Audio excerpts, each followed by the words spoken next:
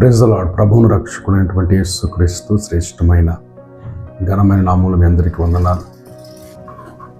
మన జీవితాల్లో మనకు శ్రేష్ఠ దినాన్ని ప్రభు మనకు అనుగ్రహించి ఉన్నారు.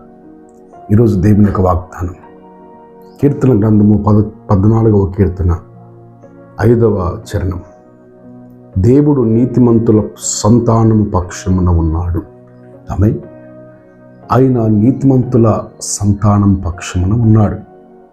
దావీదు మహారాజు అంటాడు, నేను చిన్ననాటి నుండి ముసలితనం వచ్చింది, ముసలితనం వరకు నేను చూస్తున్నాను. దేవుడు నీతిమంతుల పక్షమున ఉన్నాడు.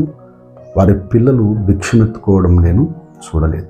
నేను అంటాను, నీవు నీతిగా బ్రతికితే నీ నీతి నీ పిల్ల తరములకు నిలిచి ఉంటుంది. నీ నీతి, నువ్వు చేసినటువంటి క్రియలు, నువ్వు చేసినటువంటి మంచి పనులు వారికి పిల్ల తరముల వరకు నిలిచి ఉంటాయి.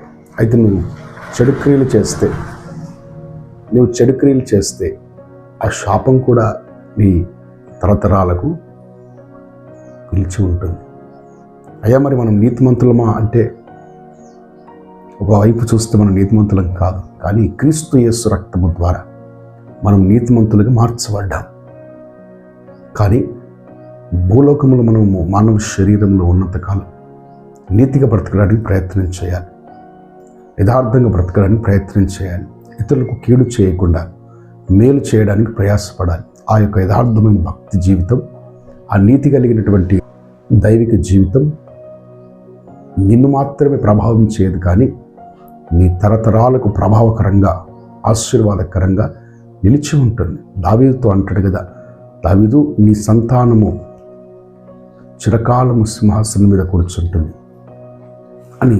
ఎలాగైతే దావీదును బట్టి దేవుడు ఆశీర్వదించాడు తన సంతానాన్ని, నిన్ను బట్టి కూడా నీ సంతానాన్ని దేవుడు ఆశీర్వదించబోతూ ఉన్నాడు. విశ్వసించండి. ఉదయకాలం నువ్వు నీతిమంతుడని యేసు ప్రభు నీ సొంత రక్షకుని అంగీకరించినప్పుడు నువ్వు నీతిమంతునిగా తీర్చబడతావు. నీతిమంతునిగా తీర్చబడిన నీవు యథార్థంగా, భక్తిగా, పరిశుద్ధంగా బ్రతకడం ప్రారంభిస్తే ఆ నీతి నీకు మాత్రమే కాదు, నీ పిల్ల తరములకు నిలిచి దీవెనకరంగా మార్చబడుతుంది.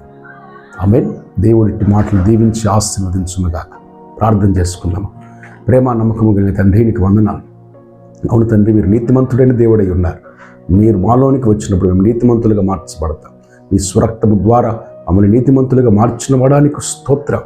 అయితే మరణం వరకు మేము నమ్మకంగా, యథార్థంగా, నీతిగా, పరిశుద్ధంగా బ్రతకడానికి నీ సహాయం దయచ్చు. తద్వారా మేము మాత్రమే కాదు, మా తరములు కూడా దీవెనకరంగా నీ సన్నిధిలో నిలిచే కృప దయచేయమని వేడుకొనిచున్నాను.